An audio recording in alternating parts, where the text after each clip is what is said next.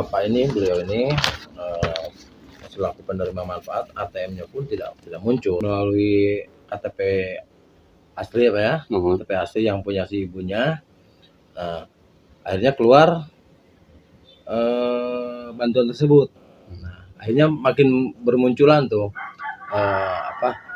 dugaan-dugaan selama ini tuh ternyata betul. Disuruh gini aja, ini nitip bawa ke agen Ibu Suryati. Antara cair sareng teh nama abdi terang. Itu cuma namanya doang, nggak tahu orangnya, orang mana nggak tahu. Dikira ibu itu tetangganya ada yang namanya itu, gitu. Dan dia bilang itu teh tetangganya atau saudaranya. Terus yang ketiga, kami menghadirkan orang tersebut, dan ini terjadi musyawarah mufakat di desa Cempaka Mekar. Iya, Ibu pernah 2019 Pak ada panggilan BPNT ke desa Cempaka Mekar, tapi kartunya belum nerima sampai 2021.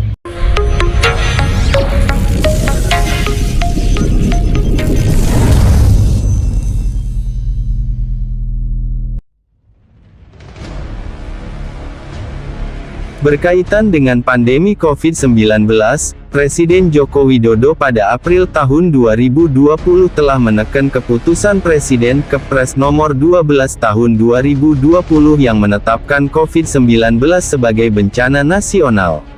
Pandemi itu disebut sebagai bencana non-alam.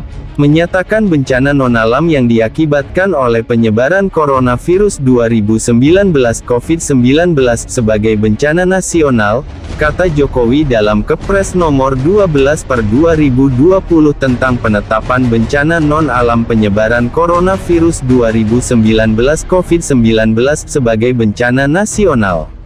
Kepres tersebut ditandatangani pada hari Senin, tanggal 13 April tahun 2020, di Jakarta. Keputusan Presiden ini mulai berlaku pada tanggal ditetapkan. Kali ini bansos dari program Keluarga Harapan PKH, yang berada di wilayah Desa Cempaka Mekar, Kecamatan Padalarang, Kabupaten Bandung Barat yang diduga digarong pihak oknum perangkat desa. Oknum perangkat desa Cempaka Mekar, Kecamatan Padalarang, Kabupaten Bandung Barat diduga garong dana program Keluarga Harapan PKH, dari tahun 2020 sampai tahun sekarang tahun 2022. Hal itu diungkapkan oleh salah satu ketua Paguyuban Aksan. Sebut saja Wawan selaku ketua Paguyuban Aksan DPC Padalarang pada Selasa, tanggal 19 April tahun 2022 yang mewakili keluarga Yani S., istri dari Yan Somantri selaku keluarga penerima manfaat dana program Keluarga Harapan PKH. Ya, waktu itu kan pada intinya penerima manfaat dari bantuan PKH ini melaporkan bahwa awalnya membicarakan terkait bantuan PKH itu tidak menerima sama sekali. Nah, tidak menerima sama sekali dari mulai pendaftaran hingga pas kemarin, mungkin tahun berapa ini, tahun 2022 ya. Tahun 2022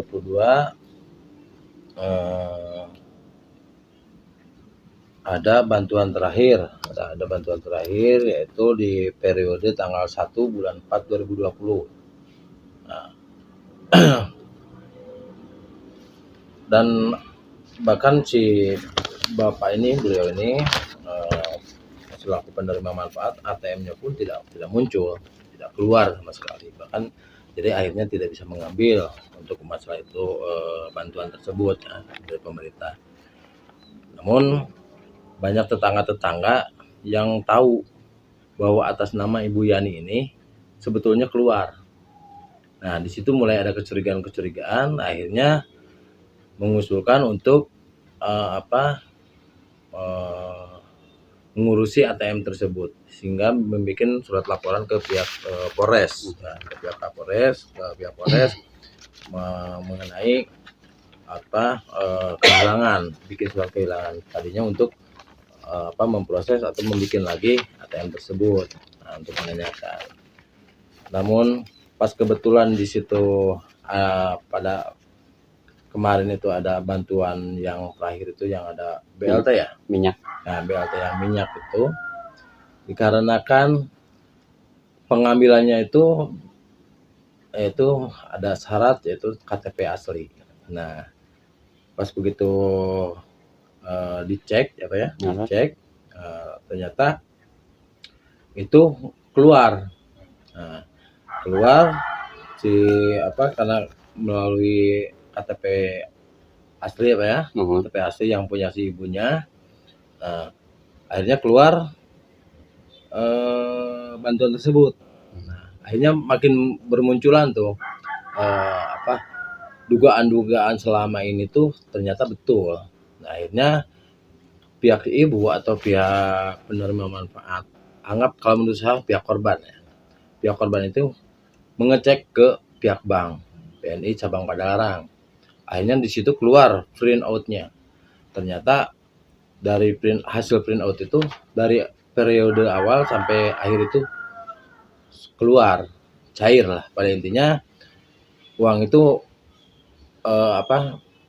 turun dari pemerintah, cuman dimanfaatkan oleh oknum. Ya itu salah satunya oknum dari pemerintahan desa ya, Desa Cempaka Mekar.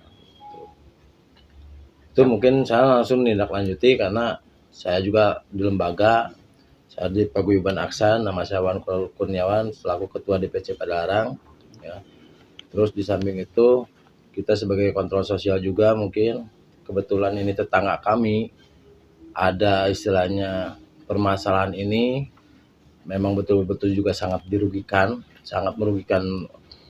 bagi penerima manfaat, apalagi ini di bidang sosial, bantuan sosial dari pemerintah.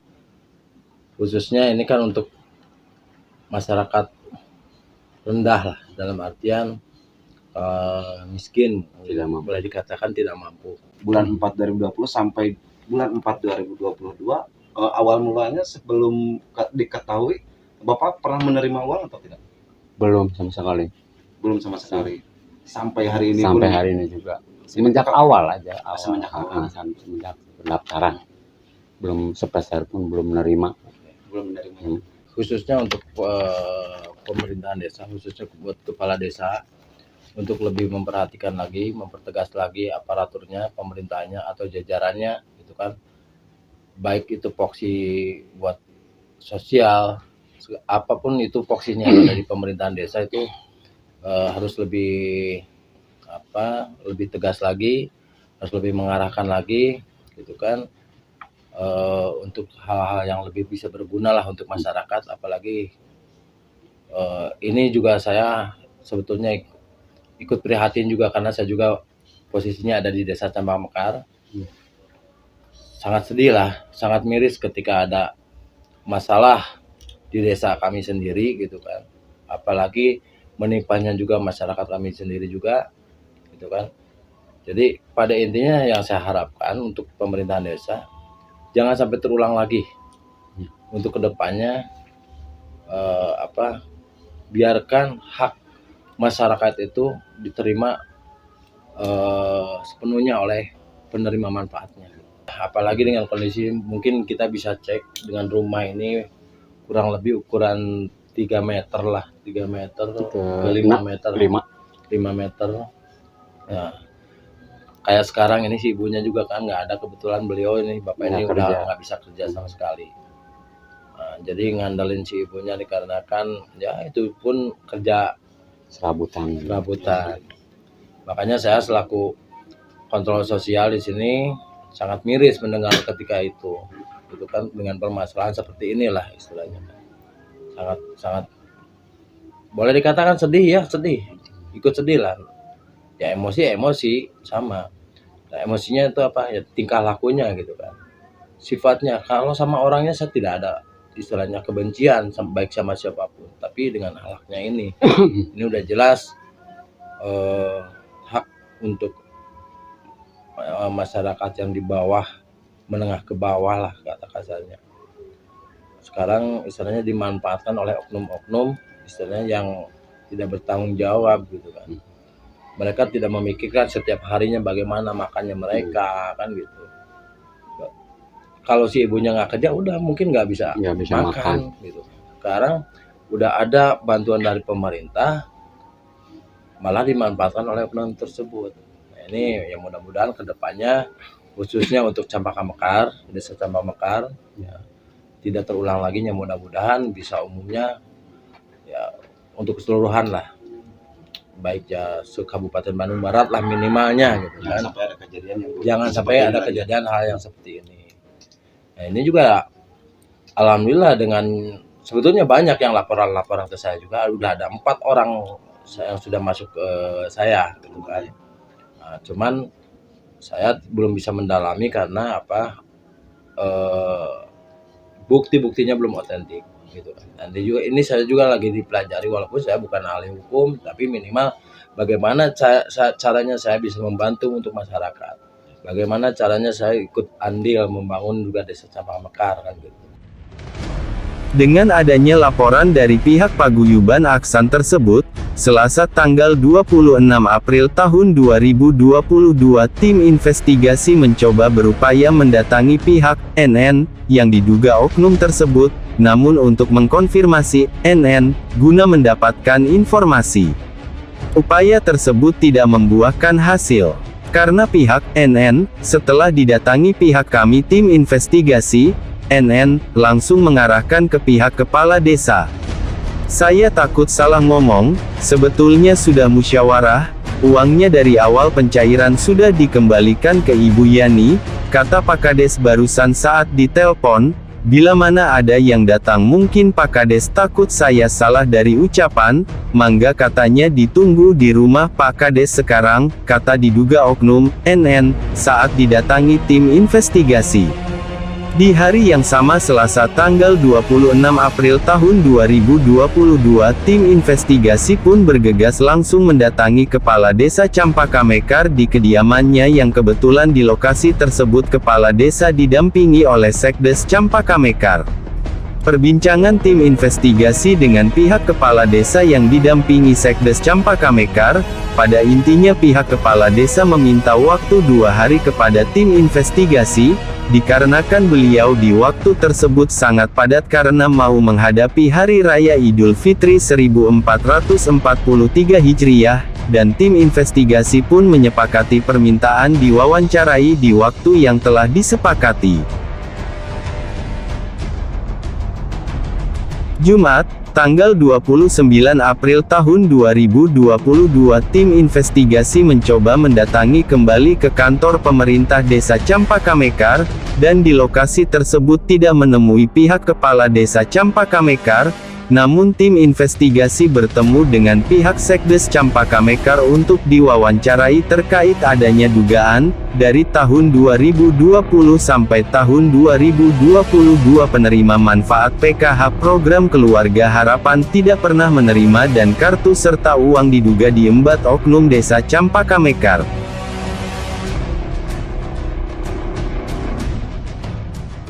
Assalamualaikum warahmatullahi wabarakatuh. Pertama memang kami ya di luar daripada dugaan kami juga kan gitu dalam hal ini, tapi kami setelah mendapatkan informasi kami dengan bergegas dengan Babimas, Babinsa untuk ke lapangan memprediksi iya dan tidaknya. Ya ternyata memang iya, dan kami udah datangi beberapa apa yang saya dapatkan informasi. Setelah itu iya, dan kami juga mengecek daripada turnout, cek juga daripada BPNT termasuk mungkin ya alhamdulillah. Nah, setelah mendapatkan data kami memanggil dan mempertanyakan dengan yang bersangkutan. Alhamdulillah dia cepat tanggap dan menanggapi, tidak berbelit, mengerti seadanya. Terus juga kami mengambil langkah dengan tiga tahapan. Pertama, atas dasar dari pengakuan. Yang kedua, konsekuensi pertanggungjawaban sesuai daripada apa yang diperbuat dan bertanggung jawab. Setelah itu dapat, ya alhamdulillah endingnya untuk penyerahan uang BPNT dan PKH sesuai itu ada saluran sebagai konsekuensinya. Terus yang ketiga, kami menghadirkan orang tersebut, dan ini terjadi musyawarah mufakat di desa Cempaka Mekar. Dan terus baik dari pihak korban sudah menerima penyerahan uang tersebut, ininya kan gitu. Semuanya ya udah secara musyawarah mufakat dihadiri oleh Babimas, Babinsa, kami Pak RW, termasuk orang yang bersangkutan tersebut kan gitu. Alhamdulillah semuanya kelar, dapat terselesaikan dengan baik. Sanksi tersebut kami mengeluarkan sanksi secara administrasi. Pertama, kami tidak melindungi daripada kesalahan ataupun kekeliruan seseorang, tetapi kami juga tetap ada sanksi-sanksi, baik kalau sanksi moral udah kena, mungkin sanksi secara administrasi. Dia belum lama kami hasil rollingan itu karena melihat daripada kinerjanya positif baik kan gitu, tetapi sekarang dengan beberapa bulan dia sekarang tidak menjabat atau tidak menduduki suatu jabatan, dia langsung kami masukkan di staf desa, agar itu juga sebagai sanksi kan gitu.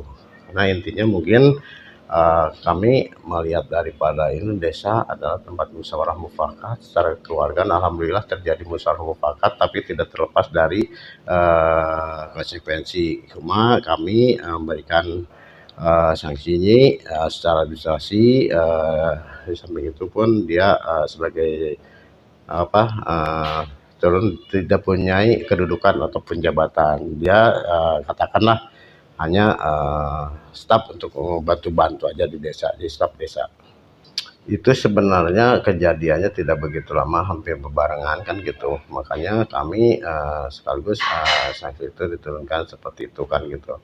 Jadi tidak karena berbarengan juga hampir waktu yang bersamaan itu tinggal gesek kalau nggak salah ya 3 minggu 2 minggu lah kan gitu. Kalau kronologisnya tidak begitu mengetahui kan gitu, cuma setelah kami konfirmasi dengan Bapak Babinsa dan Babimas, nah makanya baru kami tahu, karena itu mungkin masuknya ke Babinsa dan Babimas, makanya ya kami langsung bikin evaluasi di lapangan langsung, beserta ya kami baik mitra kami Babinsa, Babimas termasuk kami. Sebenarnya kalau kami lihat daripada printout tersebut kan gitu, kami itu di periode 2020-2021 nggak salah kan gitu kalau saya kontak lihat kan gitu. Tetapi ya yang terdapat dicarikan itu mulai itu di BPNT itu sekitar bulan Oktober itu ada 5 bulanan, maka dikasihkan dengan nilai 200 itu 1 juta. Cuma di dalam PK itu ada nilai 1.700.000 pemindahan dari buku tersebut. Terus yang keduanya itu yang 880 sekian udah diambil haknya sama Bu Yani. Makanya kami penggabungan di penyerahan uang kembali itu di PK itu 1.700.000 BPK dan 1 juta untuk BPNT. Jadi total semua itu 2.700.000. Kalau himbauan, saya sebenarnya tidak ketinggalan dari awal mulai kami proses di desa, di non-Mingonan itu selalu dititipkan seperti itu. Bahkan saya ikut gabung musyawarah mufakat dengan para KPM dan para kelompok dan pendamping PK dan pendamping PNT juga. Saya selalu menghimbau itu kan gitu. Yang namanya jajan perangkat untuk tidak menjadi satu atau pengkelompokan atau jadi ketua kelompok itu mohon untuk dilepas, karena kami mungkin dari pemerintah itu sebagai second control kan itu dilaksanakan pihak ketiga juga kan gitu. Nah itu cuma mungkin kalau ada permasalahan dari KPM itu ya masuk melalui proses yang udah biasa kan itu, mulai dari Pak RT, Pak RW atau dari ketua kelompok, bisa komunikasi dengan kepala dusun dan itu juga bisa masuk dengan operator sengaja. Itu untuk tahapan-tahapannya, untuk klasifikasinya ketika ya ada permasalahan dengan kartu tersebut.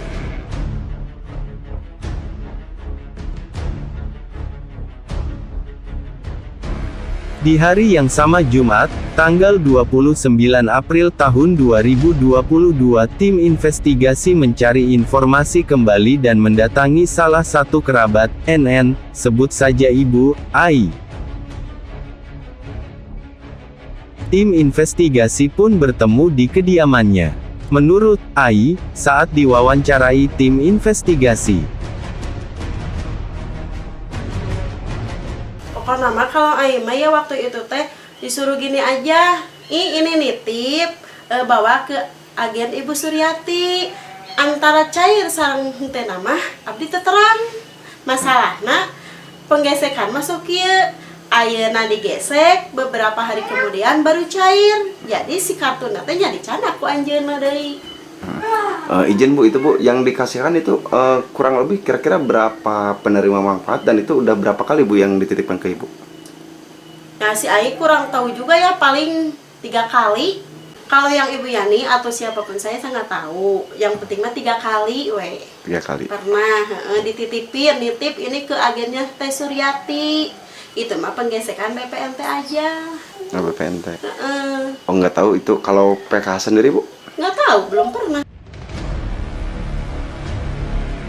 lalu tim investigasi pun mencoba mendatangi agen warung Ibu Suryati, dan tim investigasi pun diantarkan oleh Ibu Ai ke tempat kediamannya. Suryati menjelaskan kepada tim investigasi saat dikonfirmasi. Oh itu pengambilan PPNT, tapi dulu kan di Teh Ai, di bawahnya ke Teh Ai. Cuma 5 kali penggesekan di Ibu. Teh Nina perasaan Ibu 2 kali ke sini teh, di bawahnya orang sendiri. Orang sendiri. Oh jadi 3 kali sama Teh Ai. Sama dia menyuruh ojek ke sana, ke sininya. Oh, menyuruh ojek. Iya. Dan ojeknya biasanya ngobrol ke Ibu seperti apa Bu? Ya bilangnya mau ngambil yang Teh Nina aja. Nah, itu Bu Nina ke sini lewat orang lain pencairan itu kira-kira udah berapa lama Bu? Ya di Ibu mah pencairan itu waktu Oktober 2020 pertama pencairan di Ibu. Ya kalau di Ibu mah udah 5 pencairan berarti 1 juta. Ya tahu namanya, cuma namanya doang, nggak tahu orangnya, orang mana nggak tahu. Dikira Ibu itu tetangganya ada yang namanya itu, gitu. Dan dia bilang itu teh tetangganya atau saudaranya yang punya saudara. Ya kalau menurut Ibu itu penggesekan itu harusnya yang penerima manfaat yang menggesek itu jangan dititipkan. Tapi kan di sini banyak yang kolektif gitu Pak. Banyak yang kolektif. Alasannya Bu? Alasan apa? Alasan dikolektifkan? Kan sekarang saya COVID.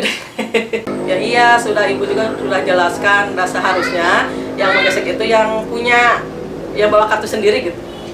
Iya, dulu itu dia yang kesini. Nunjuk katanya kata Pak Kades. Warung itu harus dibagi 2. Di Besusi kan banyak katanya, harus dibagi 2. Ayo senang ke RW 6 aja di sana. Tapi yang rumahnya dekat jalan. Gitu. Ya nunjuk ke saya. Tapi itu disetujui sama Pak Kades, sama Pak Sekdes, sama suppliernya. Kata Pak Sekdes juga, Tenenema cuma nunjuk aja. Tim investigasi pada hari Rabu, tanggal 4 Mei tahun 2022, mencoba menggali kembali terkait adanya dugaan tersebut di wilayah Desa Campaka Mekar, Kecamatan Padalarang, Kabupaten Bandung Barat, dan alhasil tim investigasi mendapatkan kabar bahwa sebelumnya pernah ada kejadian yang sama dan diduga oknumnya pun masih sama. Setelah mendapatkan kabar tersebut, tim investigasi keesokan harinya Kamis, tanggal 5 Mei tahun 2022, mendatangi yang diduga korban oknum Desa Campaka Mekar sebelumnya. Tim investigasi bertemu dan mengkonfirmasi tentang adanya dugaan yang terjadi di wilayah Desa Campaka Mekar. Menurut Mimin, Ya, Ibu pernah 2019 Pak ada panggilan BPNT ke desa Campaka Mekar, tapi kartunya belum nerima sampai 2021. Ternyata kemarin muncul PKH 2021, dicek kaban saurna tibang kartu ibu mah atau lungsur dari 2019, malah udah transaksi. Tapi ibu pernah mendapatkan ibu semenjak transaksi itu? Belum pernah Pak, soalnya kartunya nggak megang. Oh, kartunya nggak Nggak megang. Setelah ditelusuri ke pihak bank itu, pihak bank seperti apa Bu? Ditelusuri ya udah, kata bank udah turun dari 2019 kartunya. Udah turun dari 2019. Ibu ke bank 2021 akhir. Jadi 2 tahun Pak itu kartu. Kartu. Ya. Semenjak itu ibu melaporkan kemana Bu? Ke Pabinsa sama Pabimas. Pabinsa sama Pabimas. Ya. Tanggapan dari Pabimas sama Pabinsa seperti apa Bu? Tanggapannya secara kekeluargaan Pak di desa Campaka Mekar, tapi itu juga udah dibayar berupa uang 2 juta. 2 juta. Udah diganti ya Bu ya? Ya udah diganti uang 2 juta, terus beras dia ngakunya 1. Itu Bu yang mengaku diambil 1 itu diambil oleh ibu siapa itu? Katanya Ibu Ai yang menggeseknya. Kalau kartunya yang punyanya Bu Nina. Ibu Ai mah disuruh. Ibu Ai itu Disuruh sama Bu Nina. Yang punya kartu mah Bu Nina. Iya, tapi Bu Ai disuruh. Apakah ibu dulu pernah memberikan kartu sama pinnya nggak ke Bu Nina? Belum. Dan nggak tahu soalnya Pak pinnya berapa, kartunya kan belum megang. Belum megang. Waktu kata Bu Nina sendiri waktu ketemu sama ibu, tanggapan dari Bu Nina seperti apa ibu? Ya kartunya tanggapannya itu mah cina Bu Nina itu kartunya nanti menak di desa Campaka Mekar waktu vaksin. Yang mudah-mudahan jangan sampai terulang lagi seperti ibu gitu. Untuk masyarakat lain. Ya untuk masyarakat yang lainnya. Hingga pemberitaan ini ditayangkan, tim investigasi belum ada penjelasan dari Pak Asep, selaku Kepala Desa Campaka Mekar Kecamatan Padalarang Kabupaten Bandung Barat. Tim investigasi tabloid pilarpos.com melaporkan.